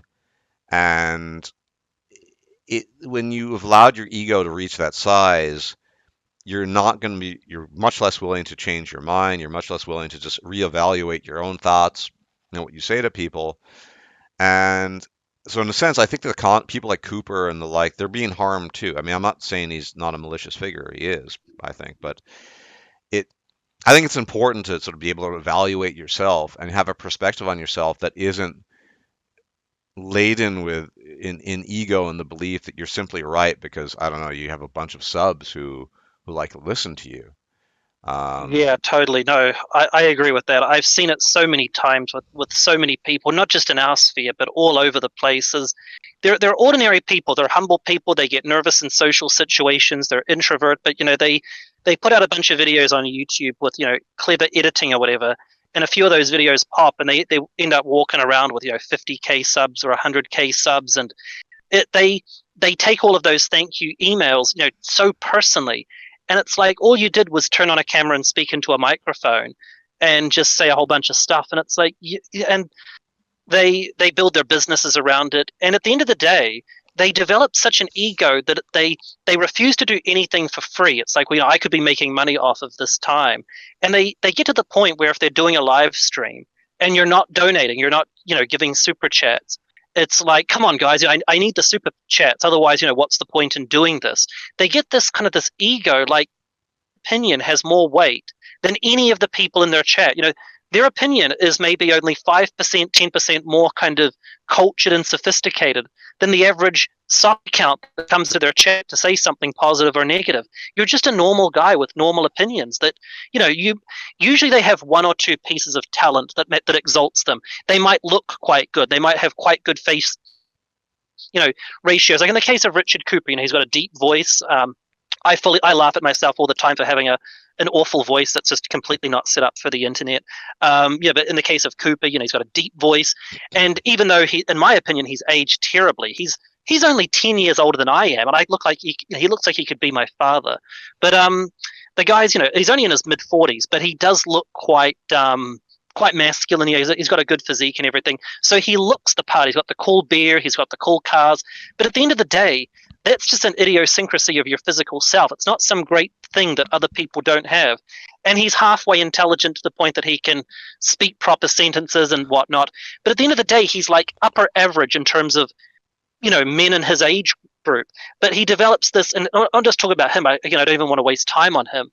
But people like him, people like Rolo, they don't have any big talents other than a few kind of intersecting positives, whether it be they look a certain way. Even in the case of Roller, he doesn't even look a certain way, but they have some sort of innate talent, which is a positive. We all have some sort of talent, and they go on the internet and they think that they deserve to be paid a living because they have some minor talent that other people don't have, whether it be a particular look, or just because they're quite articulate at spewing a given philosophy, or a pseudo philosophy like the red pill. They're very good at articulating their sentences and saying things that anyone, maybe someone not quite as aesthetic on camera, maybe they don't have the same, they're not quite as articulate, but at the end of the day, these people don't really have anything that great that other people don't have 80% of. But they get thousands of likes on their videos, they get all of these views, and it really does corrupt their sense of self. They go through life with this ego, and going back to saying something that you were saying before about young people, it is definitely true that when you're young, you have more of a greater urge to quote unquote red pill the normies, because when you're young, and to be fair, it was actually Coach Red Pill who talked about this. He said that like sometimes when you're young, you're 25 years old, you will spot somebody who is lying about themselves. That they've told you a little fib about themselves to make themselves look better. A 25-year-old would probably want to call that person out and say, no, I know that you're lying, that's not true. Or they would try and get to the bottom of it right there in front of them. Whereas a 45-year-old is more likely to mentally store it away. Oh, they lied to me about this. I wonder, and they would think to themselves, what does that say about this person and how I should interact with this person in the future? That they lied. They're not going to call them out straight away. They're going to mentally file it away. Like, I know several people on the internet who upload videos who I have complete proof that they've exaggerated something about themselves or lied about themselves, and I don't go making videos about it because I look at it broadly. I think, Are they putting out harmful content? No. And I look at the variables, and I look at it from a sort of a, what's the word, a holistic perspective. But at the 22-year-old me, probably make a video about it. Look at this person, look what they lied about. And that's sort of the difference with age, is that because when you're young, the only way that you get to kind of have any sort of power in the world is through knowledge. And that's why a lot of people, when they're young, they can't wait to red pill the normies, because they haven't accumulated any life achievements. They haven't really got to know themselves too much. They might not even know the world that much. So any excuse to kind of exercise the muscle of their brain and show the world how smart or knowledgeable they are, they jump at the opportunity. And I think people in general just like to know. They like to know. They like to believe that they are in the know. Like, I remember a few years ago, I walked into a fitness store, and the guy was trying to sell me some creatine, and he tried to make it sound like an illicit drug. Like, he'd like sneak me into the back room to show me this amazing white powder, which is Yeah. going to help me grow my muscles. And it was it was creatine, because he knows how his 18-year-old male customer base work. They want to feel like they know something that the rest of the world doesn't know. And that's the case with a lot of these 20-something-year-old manosphere guys who just think, let's red pill everybody. Let's red pill our grandmothers. And they don't understand that that's not the best thing to do, because knowledge is the only kind of sense of self that they have. But anyway, I've been talking for a while. That's my view on those two issues. Yeah, and I think, at least in my case, I have some esoteric interests I almost never talk about. For example, like mm, anthropological paleontology. It's a pet interest I have, and I'm going to go on a tangent here. I'm going to bore the audience, it's probably you, but recent discoveries. We used to have this very sort of specific view of how humans evolved and ancestors, and now they've made all these discoveries over the last 10 years, and we don't, as in scientists, don't have a freaking clue. And basically, our deep ancestry is very complicated now, and nobody really knows what's going on. And it just goes to show, I'm only saying that because knowledge changes, and it's humbling. Knowledge can humble you too. You think you know something, and then you learn that it's not the case. I had never heard about these mites before, but I can assure you later I will research it, thanks to you, for example. And you learn new things, and you realize that you don't know everything, and you never did, and you never will. And you will live ignorant, and you will die ignorant, and that's okay. It's the human condition, of course. At the same time, when you do know something, you should be very careful about how you treat with it and treat people with it, because you're not omniscient. You don't know everything. I don't know. Maybe I'm just always worried about being wrong. That's a personal pet peeve I have. I don't want to be wrong about things. I want to be as accurate as I can be, and I don't want to say something that's incorrect if it's possible to avoid it. I'd like to have preferably mountains of evidence to support it, maybe if possible. So yeah, I just that's my view. That maybe it's a bit of a tangent, but just because you know something, it doesn't make you special. We all know things.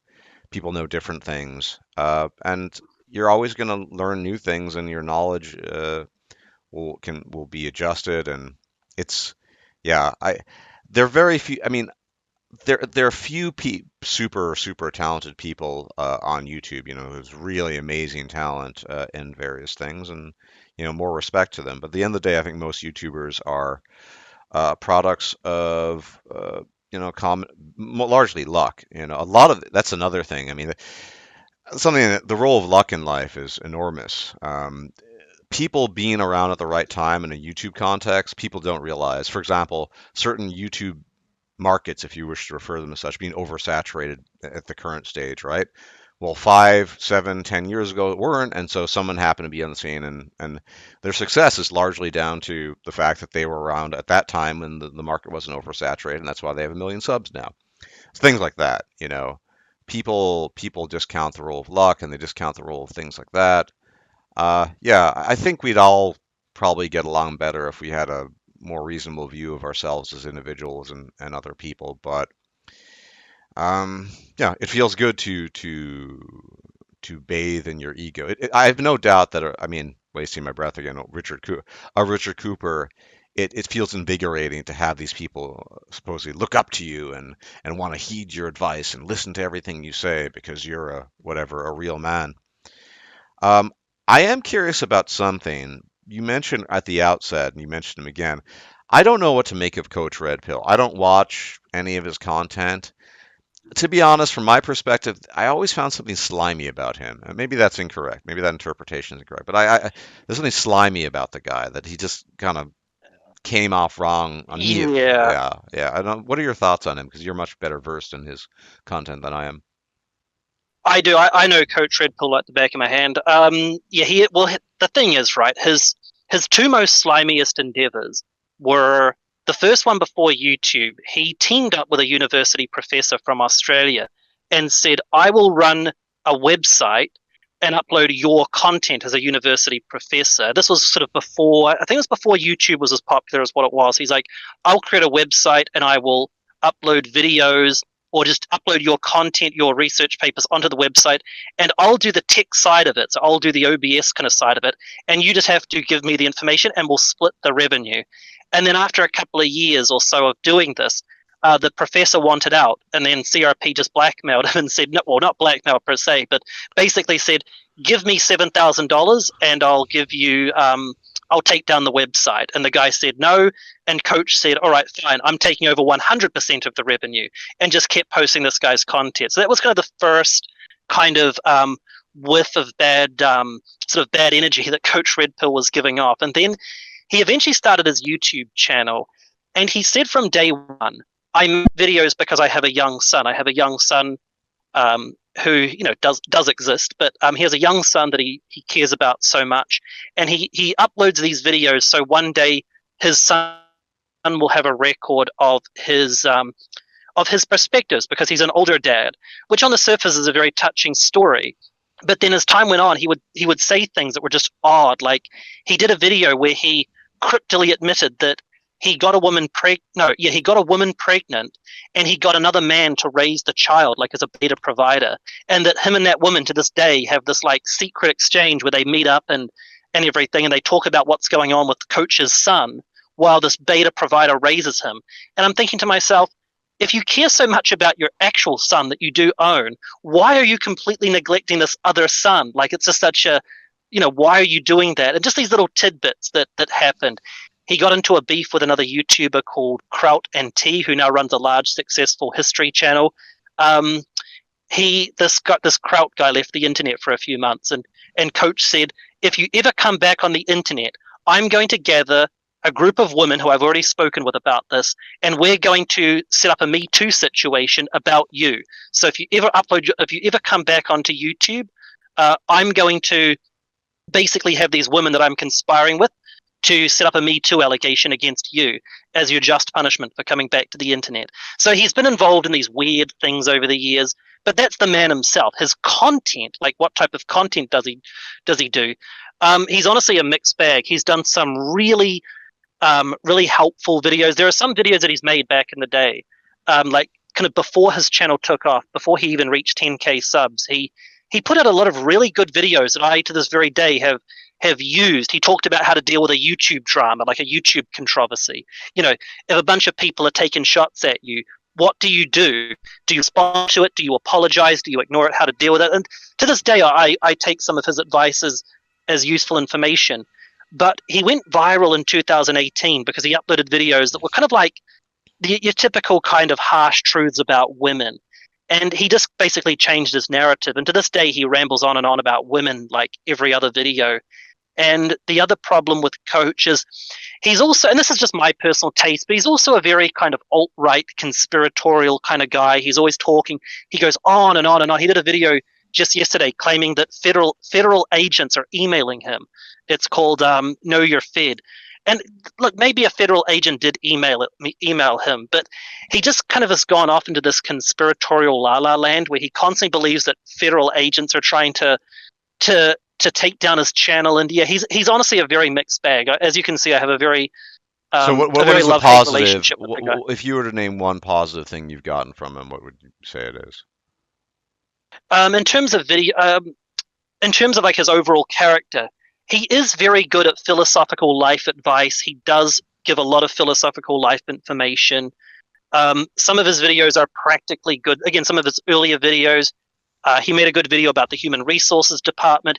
He did a video actually about the very topic we talked about. It's titled um, "Never Chase the Dragon" is the title of the video, and that was a good video. He talked about how this was back when he was very small. He made a video where he said his videos were getting like 1,000 views a piece, and then he made a video about SJWs, and it took off. It got like a decent number of views, and he said, there's a part of me that just thinks, okay, make more videos about SJWs, and I'll start growing as a channel. But he thought, what am I trying to achieve with this channel? And then he went back and he fell back to his young son story. I'm trying to leave a legacy for my young son. I'm not sure if he mentioned it in that video, but he says, I'm trying to leave a legacy of positive information. I'm not here to rant and rave against SJWs. And he said, if I just keep uploading videos that are important to me, not clickbait, just videos that are important to me, eventually one of those videos will take off and I'll get an audience of people that actually are on par with my message rather than chasing the dragon. And I thought that was a good metaphor. And I did that. I thought, well, I could make more videos about TikTok, but why? I've already made my point. What's the point? I'm just going to get, angry teenagers that hate TikTok if I do that. Stay on my path, make videos that are like I'm emotionally inspired to do. So, he has some good points here and there, but he's just got so many of these other things about him that he's done that just point to him as being kind of a negative, kind of greasy character.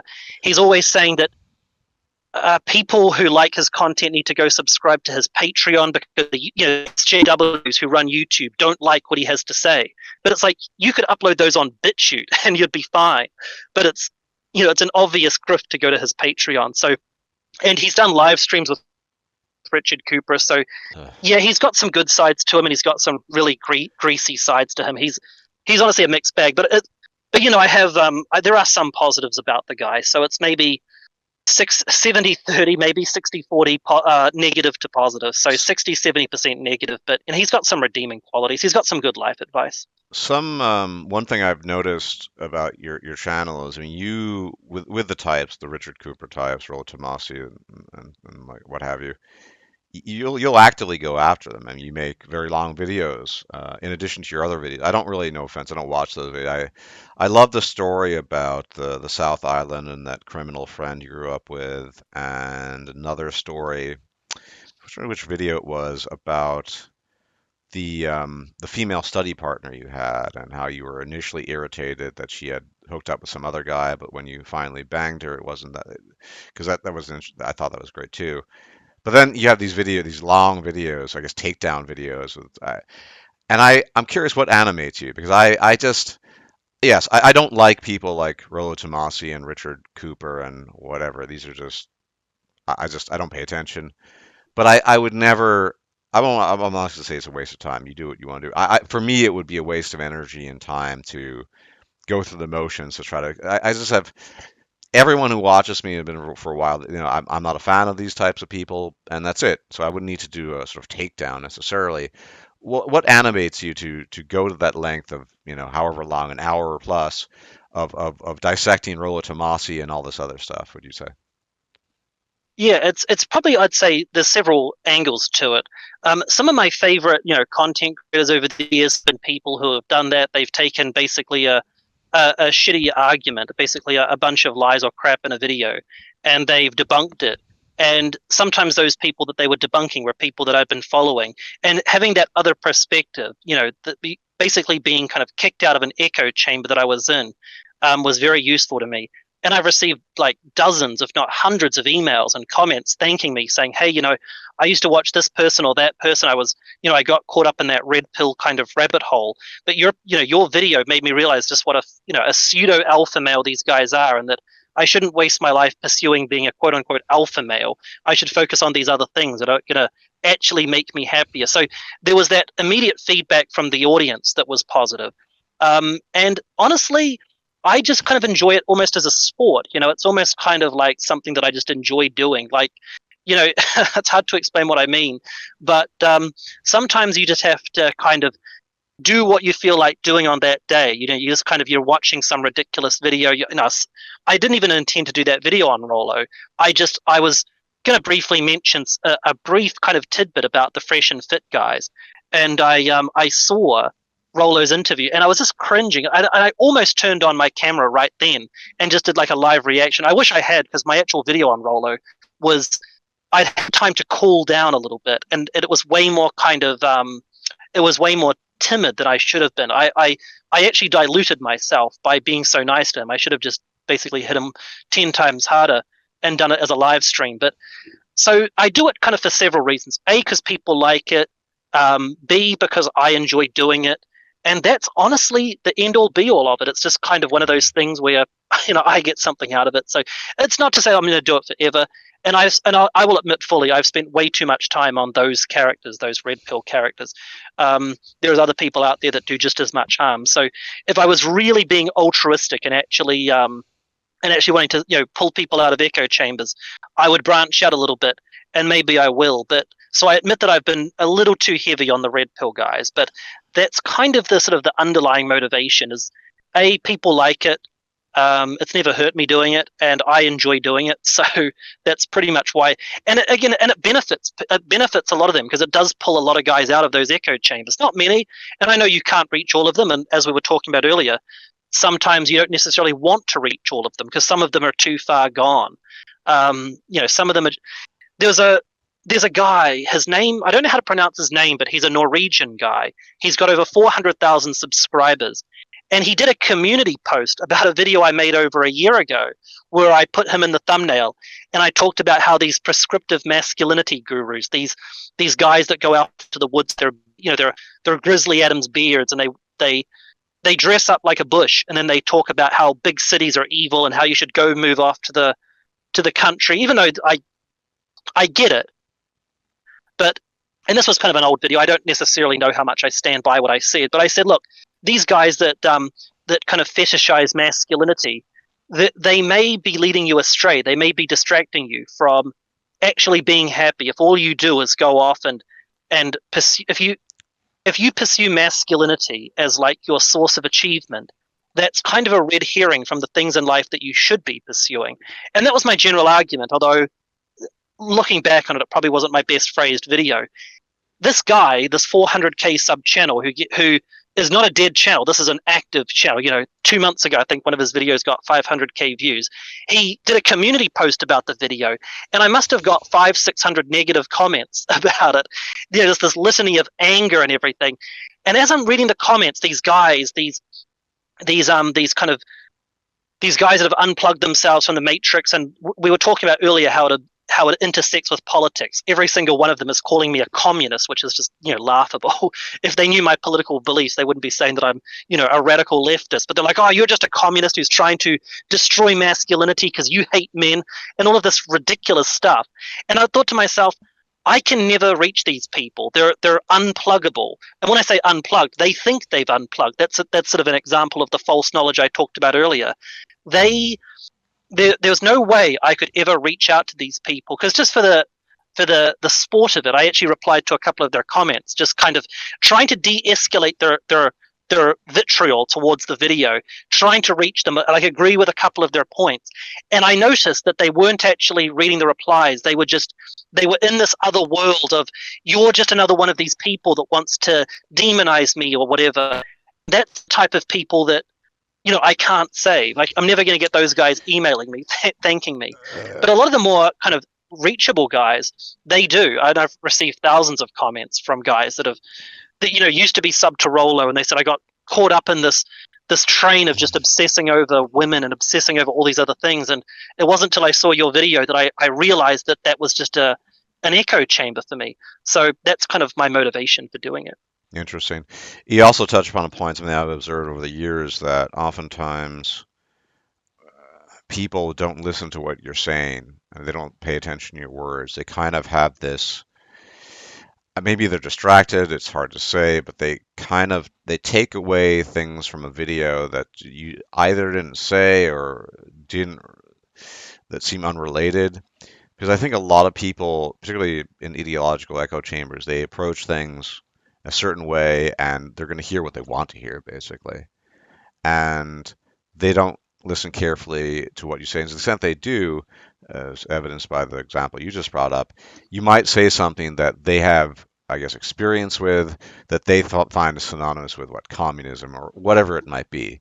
It'll sort of set off an alarm in their head. Oh, he said something like this, rather than looking at the broader context and just look, frankly speaking, being a bit discerning. I think that discernment is important, but it's going to be lost in this context. And oftentimes on YouTube, it is in general. The Not many people pay attention to what you're actually saying. In my experience, they pay attention to broad messages, and that's about it. And so I think that's what happens oftentimes, especially if you're really full into whatever echo chamber it might be. Everything that enters or crosses the blood-brain barrier, so to speak, is going to be filtered through that echo chamber, and you're just going to think, oh, well, what is? It won't necessarily. They won't focus on the words you say or whatever concessions you might make. When you say, I mean, I know you frequently in your videos you'll say you agree with X, Y, Z about the red pill or what have you. I mean, the terms themselves sometimes are cringy, but a lot of people will not pay attention to that and will just simply look past that and just focus on other things because they've been hardwired to do so. But yeah, I guess that's a nice endeavor. I maybe I'm just too old. I wouldn't have the energy to go through that. I think you need to have some kind of special animating fact force there, and I just don't have it. I'm not a fan of entertaining conflict with people unnecessarily. So maybe that's that as well. And people are going to think what they're going to think. So, I mean, I through no work of my own, I've heard over the years that someone who I dislike quite a bit, Sandman, that oftentimes uh, people discover my channel after they've listened to Sandman and they've had their brains numbed to near atrophy, and they want to hear a little bit more variety or something. I've heard that on occasion. So there's that, but I don't actively, but I admire your energy and your zeal, and I like your stories. If they're not subscribed, I think most of my subs would like CBP. It's a great channel. I like the stories. The most recent one, the story about growing up in the South Island, which always seems so remote to me. It just seems what is this place? I know. I just think on the southern tip they're penguins, and it's just so far removed. And I forgot the guy's name. This former friend of yours, the guy who ended up in prison. But anyway, Yeah, Reese was his name. Yeah. Reese, yeah, Reese, who actually had a lot, was smart, and he had all this potential. And obviously, the takeaway from that is that sometimes you just need to leave certain things behind. But also, something I've talked about, there was another video that you did a while back. I don't remember which one, where you talked about this study partner you had. It was a girl at university, and I remember the situation, but I actually forget what video it was, and I'd have to go back and well, look. I don't the remember it video because sometimes, yeah, it doesn't matter, but I yeah. remember the story pretty well. And so you were studying with her, and you were friends, and she relayed to you at some point in time that she had hooked up with some guy, and you really, really annoyed by that. And somehow you managed to, I don't know, convince is the right word, but you ended up hooking up with her, and you didn't even have a good time doing it. And the lesson I took away from that, and I think it's something that a lot of young men should learn about, is that sometimes the actual sex is overrated. Sometimes it's about just your desire to possess something or have something. And if you can somehow translate that message and the idea, what I took away from that is that maybe, yeah, you're looking for validation, right? And the validation thing, obviously humans need to feel a sense of validation, but maybe try to dissect your urge, your desire, your need for validation from the actual benefit something might bring you. And that was a great video. I don't remember which one, but yeah, that was my takeaway from that. So yeah, a lot of Absolutely. Yeah. No, yeah, yeah. I remember that. that point. I remember that exact thing, and that is the message that I was trying to say. I'd actually almost kind of forgotten about that video. I'd forgotten I'd even talked about that. As soon as you mentioned it, I was like, I'd forgotten about that incident. But yeah, that was basically the point that I was trying to make with that. Because the thing was, right, like it was this. I was so kind of, and again, this sounds very juvenile because I was very young, but it was almost kind of like this hurt of the ego that this girl that I was attracted to would get with this other guy, and it inspired such a negative feeling from me. And then later on, when we did sleep together, it was like, it was like wanting to go all year to a restaurant, this fancy restaurant, and then like the steak is cold and it didn't even taste that good. But then the weird thing is that after it was over, that feeling, that hurt feeling, had mitigated. So it was almost like a transactional eradication of that resentment. And I remember sort of studying that afterwards and like thinking about how that actually applies. Like, yeah, it was something that I was trying to point out, that a lot of people, a lot of guys do that. We get this kind of this ego, this, it's not even egocentrism. It's this kind of this, we develop a very unhealthy emotional sort of relationship with our pursuit of female validation. We have this, not men, all men. Again, some of us rise above this, but when we're young in particular, we have this kind of this egocentric kind of need to be validated by a woman in all of these different ways. And then you actually cross that bridge, and you find out how unsatisfying it is in the actual interim. And then you can realize that it was all just kind of a smoke screen for some other type of emptiness that you have. And that's kind of the point that I was trying to make with that video, which was so long ago I'd forgotten I'd even told that story about it. But yeah. Yeah, yeah. Sorry, go ahead. I'd been there in my youth as well. You'd hooked up with a girl in my early 20s, and then I was annoyed that 2 weeks later she was hooking up with another guy, and yeah, things like that. And I mean, I've repeatedly drawn this ridiculous analogy. A lot of it especially for the younger guys, where the stuff is, well, it's just harder, right? We've talked about this extensively. It's harder, the sexual market. If we lived in a world where, for some reason, pineapple ham pizza cost $1 million, and it was claimed it was the most delicious food ever, everyone would pine away for it, presumably, and then you might actually eat the pineapple ham pizza, and you might not like it, and you might just think, oh, it's pretty decent, but you wouldn't think it's the most amazing thing ever. And I think that that's a really important thing to detach from sex, is the validation aspect, because yeah, there are times when sex is really good, but there are times when it's not really enjoyable at all, at least in my experience. And you're just, at times I've wondered what the hell I was doing there. Why am I here? Oh, right, I wanted to quote unquote get laid. And why did I want that? And and I think that realizing that, even if you haven't necessarily been through that experience, can help mitigate some of the feelings that especially young men have in terms of, uh, yeah, lack of, I don't want to say lack of ego, but lack of self-worth. These things that the validation thing is important, but you can be validated in other ways. I mean, I've always stressed this message. Yeah, sure, it's very primal, the need to be validated by women, but there are other things, and there are more things heaven and earth than dreamt of in your philosophy. I think this is one example of many videos you put out there that I find, have nice nuggets of wisdom, and just a very wholesome channel in general. I apologize for my references to the Moa bird. I know I make those. It's I I noticed those. I Was it am like running joke or something? it. Yeah. I'm legitimately annoyed that the Maori made that bird extinct. I mean, that would have been so awesome. The freaking gigantic bird running around in New Zealand, that would have been awesome. But anyway, no, I have an interest in zoology. I don't really talk about it much, but yeah, I have a lot of weird kind of esoteric interests. So I'm interested. I've studied the history of the moa bird and things like that. So anyway, but yeah, I mean, I'm gonna link your channel in Lobar. Anyone who's interested. I think there's some nice nuggets of wisdom there, and if you're interested in the more adversarial entertainment stuff, I guess the red pill takedown, the PUA takedown stuff could be pretty nice to watch as well.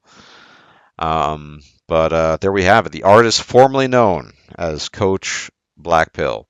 Now just CBP, which will still send you to the same channel if you put that into YouTube. But yeah, it was nice talking to you.